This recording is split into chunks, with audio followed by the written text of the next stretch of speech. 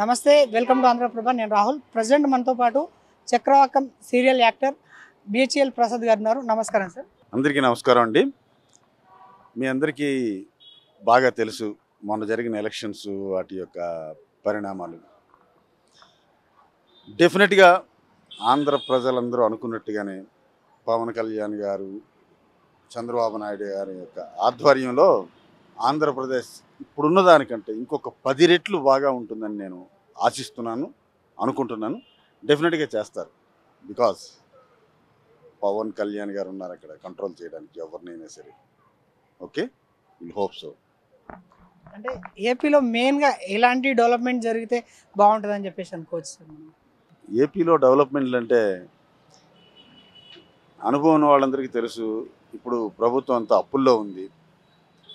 అదే కాకుండా steel plant issue ఒకటి, పోలవరం ఇష్యూ ఒకటి, ఇలా చాలా ఇష్యూస్ ఉన్నాయి. వీటన్నిటి మీద వాళ్ళందరూ బాగా స్పందిస్తారు, బాగా చేస్తారని నేను నమ్ముతున్నాను. ఆంధ్రప్రదేశ్ ప్రజలందరూ నమ్మారు కాబట్టి వాళ్ళకి అఖండ మెజారిటీ ఇచ్చి గెలిపించారు. Thank you.